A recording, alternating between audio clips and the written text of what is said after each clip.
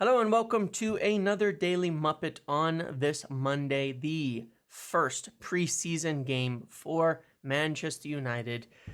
Already, we're back. Copa America is over. Congratulations to Alejandro Garnacho and Lisandro Martinez on taking it home.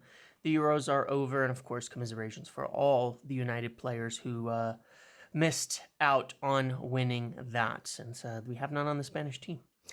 But we're finally back. Time for United to get going.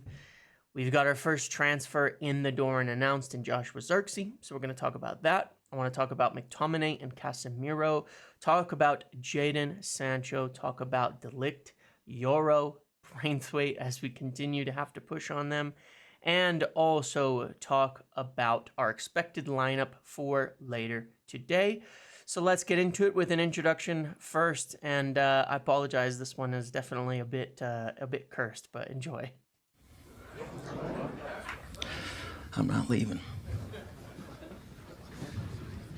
I'm not fucking leaving!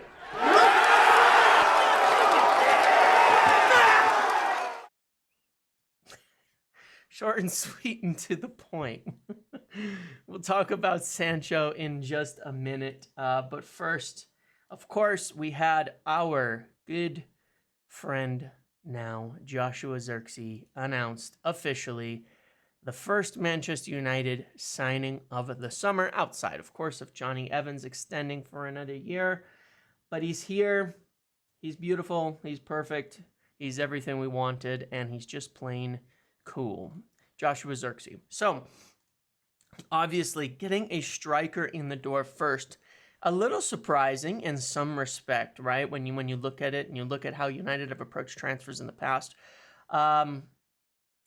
2 strikers now United have signed in consecutive seasons under the age of 25. When's the last time that happened? I was asking people, when's the last time that United have had 2 young, up-and-coming striker prospects, senior level, in the team that they've signed that are actually getting going? And it's been a long time. We've had oftentimes older strikers. We'd have oftentimes maybe one, like Lukaku was a big purchase as a striker that we brought in, but dating back a long time,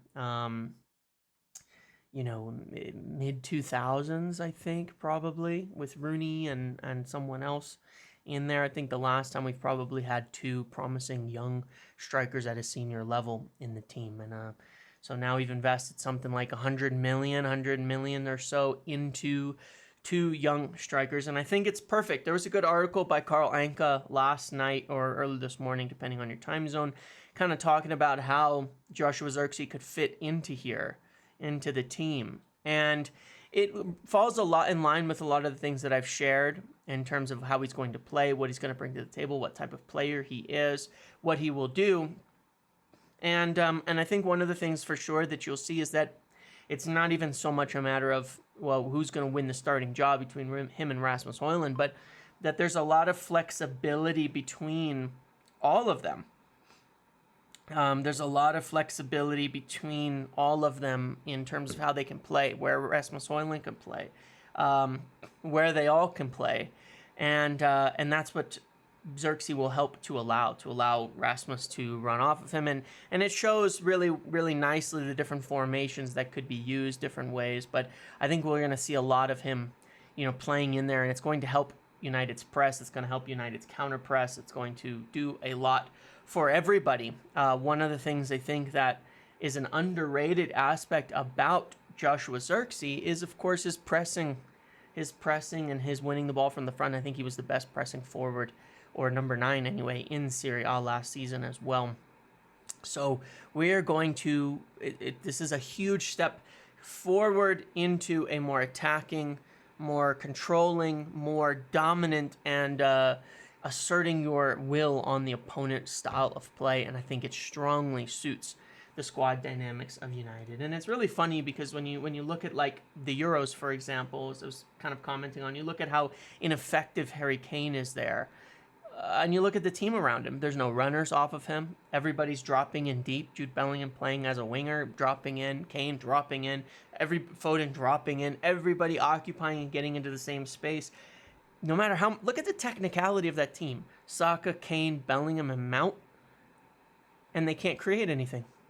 And that tells you, obviously, coaching a big part of that, but that much technical ability, but not complementary profiles. And it's something that United are, I think, getting really right now. Because we saw last year one of the troubles is that Garnacho, Højlund, Rashford together was better because their individual talent was there, but they were all doing the same job.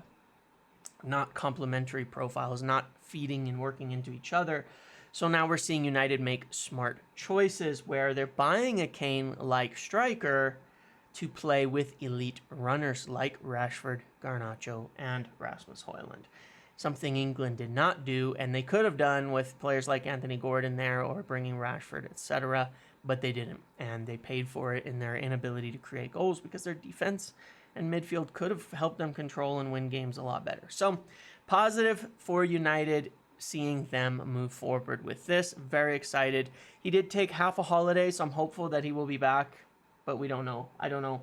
We don't have anything specific on that, whether he will actually be back, in time for, say, the U.S. tour. So we will see.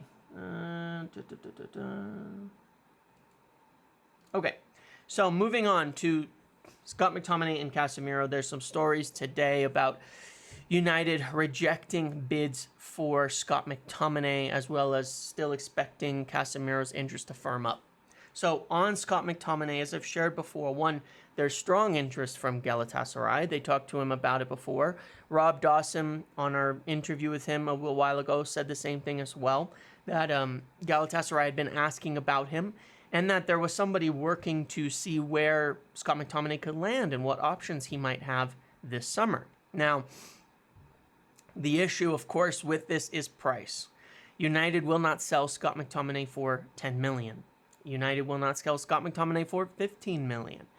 And it is also dependent on what he wants to do. So when you see them, rejecting bids and considering an important member of the squad, remember it's all relative and it's all part of things. They would keep him and extend his contract another year. One of the things that I gathered that they're focused on is moving players on who only have a year left. And specifically, though, there's two different categories that falls into. There's the players where they've already extended the option. Lindelof, Wan-Bissaka are left there. Kamwala was in that camp, and he has departed from United as well. And so in those situations, they want to resolve them. They want to get them sold or tied down to a new contract if they're interested in offering a new contract. But in the case of Lindelof and Wan-Bissaka, it's more likely they would prefer if they can sell them. Then you have the players in the camp 1 year prior. Scott McTominay, Harry Maguire, where they can trigger another year, so they don't have to leave for free next season. And basically what it's going to come down to is talks between a club and the player about what they want, about their role, about where they're at, and if they can bring a good offer to the table. Could McTominay agree to a new contract? Potentially, but it would be on the terms that United are offering, which is going to be somewhat of a limited role. Now, Scott McTominay, I think, has shown his value in a specific role for United. If you're throwing him in there as a box crasher to get late goals and things like that, he can still do that at a fairly high level. He was quite effective in that, and I think he can be. The issue is that you can't have that be your plan A or even plan B necessarily. It's got to be down the list. You want to dominate games more, and you're not necessarily going to do that with a Scott McTominay in there. So he's going to have a more limited role for sure than he played last season. Ideally, if he doesn't, then we might have some troubles this year. But he's going to want to have that discussion with the club when he returns, which I think is about a week. And based on really what he sees and wants to do, as I understand it, it's more likely he will be looking to leave if he's not having that significant role with a new contract and a decent pay bump. But he's going to need offers. And the offers so far, what's been kind of touted out there, have not been high enough. Galatasaray probably looking in a range of 10 to 15 million. It's not enough for Scott McTominay. They're still interested. They're still discussing it, but it's not particularly close at this time because of those prices. should they meet and should it be more viable and more decided that he's going to depart, then he will likely get interest from other clubs in England that are more viable for transfers. Obviously, we think maybe West Ham again, Fulham, clubs like that, Everton perhaps could come in for him and be interested. But that's probably not going to move along until he comes back and has those discussions. And we could see him stay. We certainly could see him stay with a +1 on his deal. We could. So we'll have to see once he has those talks, similar to how we saw with Kambuala, came back, had the talks, didn't want to extend his contract because he wasn't expecting to play, sold. Rashford came back, has had the talks, has settled in. Sancho, who we'll talk about in a second, but we're going to see that soon with Maguire, who's returned and is kind of having those discussions. But the priority is going to be moving Lindelof and Wan-Bissaka, and they're okay with keeping McTominay and Maguire if need be, if they don't have replacements lined up or if there's not big enough offers coming in. They're not going to give them away for nothing. So that's McTominay. With Casemiro, they're still waiting for and hoping for Saudi to come in for him. I think their window is just now opening this week, like today or the 18th or something like that. It's just now opening. So yeah, that should start to, let's see. Yeah, that should start to pick up. That should start to pick up now. If there is going to be genuine interest in Casemiro and it's going to formalize from Saudi, it should be in the next few days now. So that's what United are waiting for there. And the midfield situation is kind of held up in this. I've got a little bit of concerns. We also have the news from Fabrizio Romano that we're supposed to make the decision on Amrabat this week. So I kind of look at it all tied together because you have more because you have Christian Eriksen, but you have Mount, Bruno Fernandes, and Kobbie Mainoo, who are staying, are somewhat settled, and are going to be for sure involved in the future. You have Eriksen, McTominay, Amrabat, and Casemiro from last year where you're not really sure. You can't necessarily lose and replace all of them, but you need some movement in there in order to make deals for players. And still, we're only getting news on Ugarte at this point in time. He was finished with the Copa America, obviously, after this weekend, playing and winning in the third place match on Saturday. So perhaps there will be more movement on this. But I think this is a big week on the midfield front. We're going to want to see Saudi start to come in for Casemiro if possible. We're going to want to make that decision on Sofian Amrabat. And I think Eriksen's probably due to return pretty soon too. When was Denmark's last match? Denmark played... Oh, sorry, I should have looked this up beforehand. June 29th, right. So 3 weeks would be up soonish, right? So soonish, not quite yet, but end of the week. So, he should return. So it's kind of an interesting... There's some interesting dynamics here in terms of what's going to be going on. But a lot of decisions have to get made on the midfield front before we can move forward with others. And right now, I'm not sure where it goes, but we have to move players on to make signings, and we need interest to come in. And this has, of course, been a problem, but, there's just not the budget. There's not the budget to be paying for big midfield signings without, getting sales. Now, when we talk about center backs, obviously, maybe that changes. But let's move on to Jadon Sancho. Obviously, at the start of last week, I mentioned he was supposed to return to training, but they were going to try to see if there was any sort of viability to his return to United, whether it was something that was resolvable, whether it was worth resolving, whether there was anything in it. And turns out there was. They decided to have those conversations. He was willing to be open to them and come back. Now, we can argue, we can talk, we can discuss whether it's because he had no choice and he's screwed if he doesn't, and nobody wants him, and that's true. But that's okay. It doesn't matter. And part of Ineos's unhappiness with the whole situation, as I mentioned quite a few times throughout the year, is that's, you can say, well, he deserves that or something like that, but that's bad for the club. That's bad for the club to have an asset that you're sitting there and you can't do anything with on 250 to 300,000 a week simply because the situation has gotten so out of control and toxic. Whether they caused it, whether they had the biggest part to play, whether they're to blame, doesn't matter. You're talking about business decisions at this point in time. So the way you look at it is, if Sancho and Ten Hag can get along, to me, that's fine. Doesn't matter. I'm okay. You know, like I said, to me, it's not a moral issue. It's an issue of if he can get along with the coach and they can clear this up like adults, which they have, no fuss, then he can return to training. He can play in the preseason games.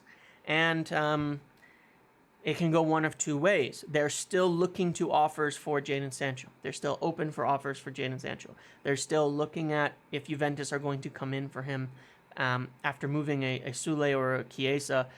They weren't interested in taking those players in terms of offers as swaps, you know, and so it is what it is. But what they don't want to do is send Sancho out on loan where they're paying 150,000, half his wages or more for nothing, with no obligation to buy, with nothing like that, because that's ridiculous and that does nothing for the club. At the same time, you also have to recognize when you're trying to balance PSR, United owe something. They still are, and I recommend definitely watching some of the PSR videos and explanations and all that. But United must, at this point in time, owe, you know, gosh, what would it be? They still must owe 30 million on him. And so, plus all those wages, you know, if they're going to sell him for 15, 20 million or something like that, they'll take a loss. They take a hit on the books in terms of PSR. You don't want to do that.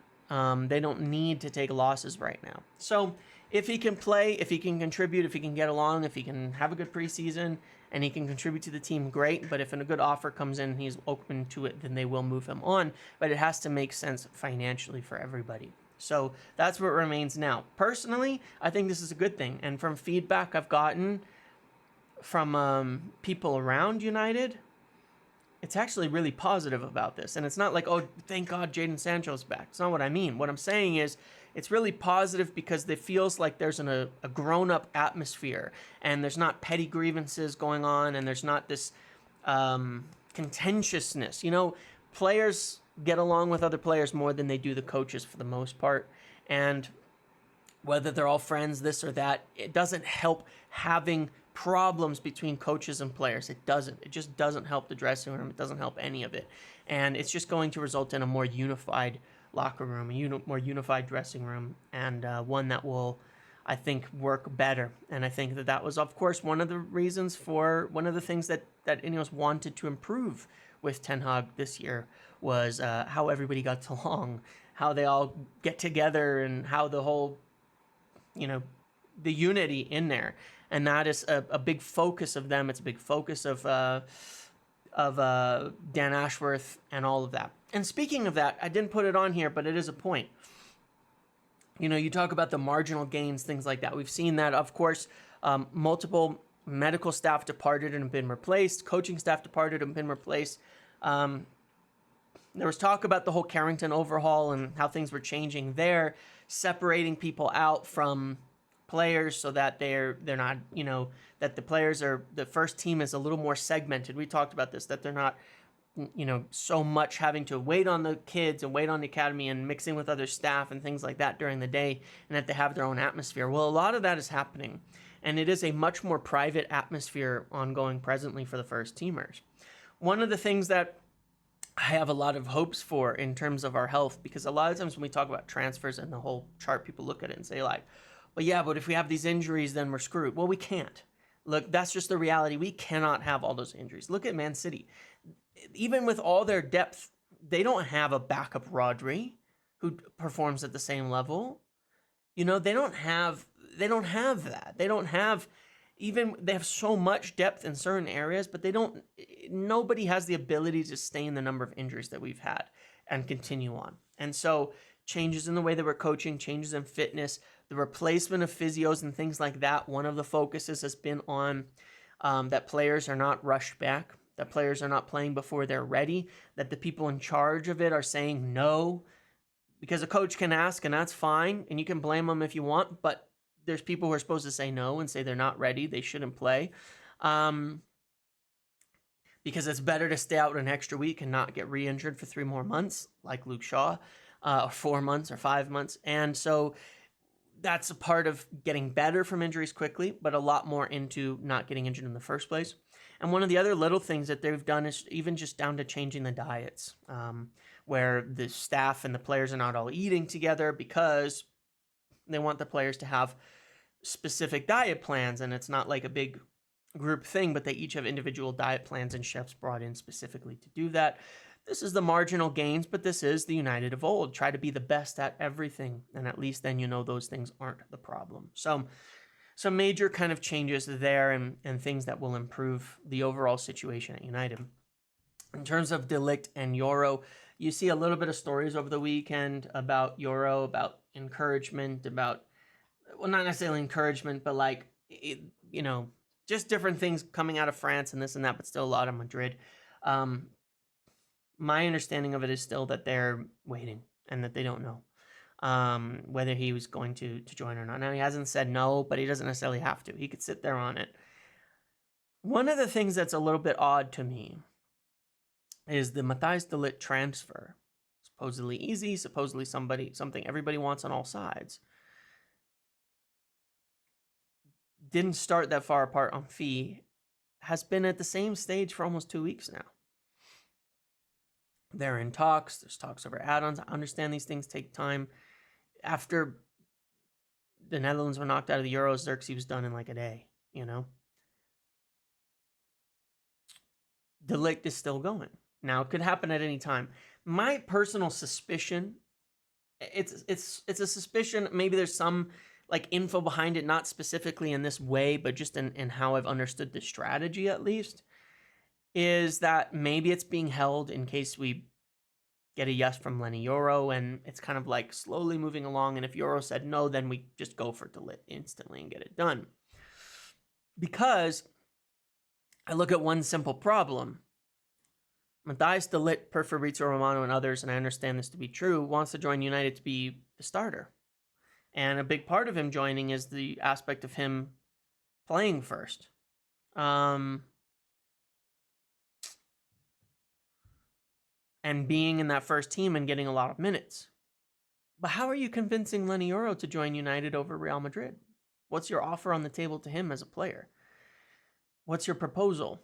I imagine it's similar, because I don't think he would come to United to be backup for a season or a couple seasons, because Matthijs de Ligt is not old, and neither is Lisandro Martinez, but Yoro would be competing with Matthijs de Ligt, so you're competing with an expensive, young, first-team player who has played for the current manager and captained him and is one of his favorite players.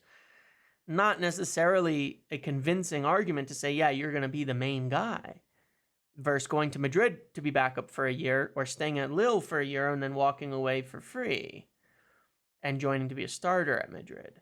We have to make a better proposal.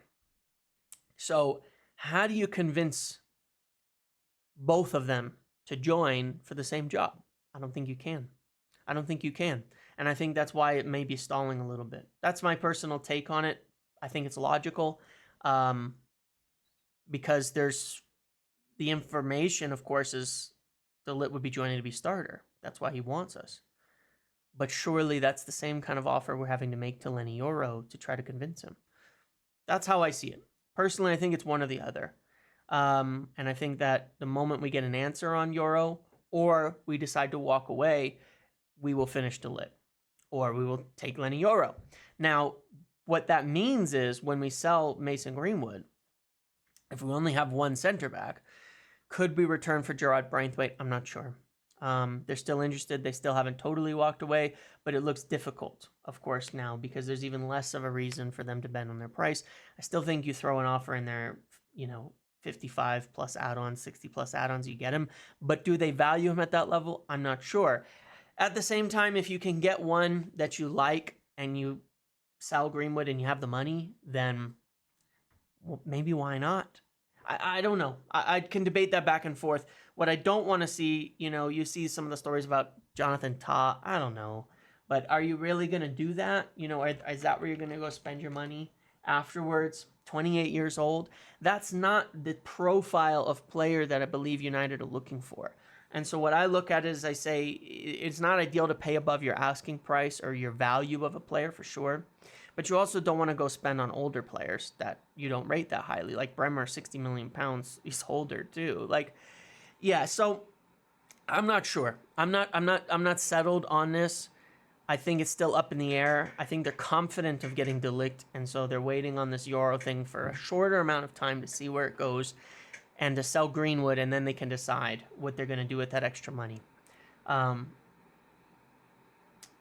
If you're not getting Braithwaite, I'd spend it on the midfield. That's what I said on the weekend. I just get De Ligt or Yoro in, keep Maguire, spend it on try to find a young center back in the 15 to 20 million bracket maybe, and spend money on the midfield. That's what I would do. That's my personal take on it. So we're still waiting on that answer, but I do expect we're not going to give it much longer, a couple of days, and then we will need to move now on wrapping De Ligt up or bringing Lenny Yoro in and then making a decision where we want to go next. In terms of today's lineup, this is going to be an interesting one, and I don't even have everybody, but first preseason game, I'm going to be live to do a watch along on playback. They want me to do that, and I've never really done a watch along, but I don't like. But I think it would be fun to do this for a preseason game and to see how it goes. I may have more to come on this because there's some really interesting features that are out there and platforms that are being built for watch-alongs that can make it for quite an interesting experience that is really informative and stuff as well and in line with the way that I like to do things. But yes, so definitely join me on playback if you're watching. It's a lot of fun. It's free. There's no ads. Just come join and hang out and watch. And we can hang out together and chat during the game and all of that today. I think it would be a lot of fun. A little bit of a surprises in the lineup, I think, versus what I was expecting as United have posted it now. But we've got, as we can see here, let's pull up the official first lineup for Manchester United's preseason. Vitek expected Wan-Bissaka in there. Murray at left back instead of Harry Amos, which I'm hoping we can see Amos in the second half. Will Fish and Evans, Mason Mount, Hannibal, Wheatley at 9 makes sense. Rashford in there, Casemiro, and Williams. So this makes a lot of sense. I think we'll probably see certain players like Amos, Collier perhaps in the second half. Let's see if he's on the bench. Yeah, they're on the bench there. So interesting lineup. I think, obviously the match fitness for Casemiro, Rashford, Mount, going to be important. Wan-Bissaka as well. For Casemiro, one of the factors I think in this as well is we need to see that he's fit. One of the concerns I think there was from even Saudi clubs in signing him is whether or not he was fit. After having a long time out with injury and some other issues and such at United, and kind of looking like he was slowing down, can he play? Is he fit enough? They don't want to sign players who are, unable to play there on big wages and things like that, and there's a little bit less money to go around. So I think that'll be a key factor in this whole thing is getting him fit and playing. So whether Saudi come in for him or whether he stays, either way he's going to need to be fit. So it makes sense. And then, for players like Hannibal, he needs to kind of get going.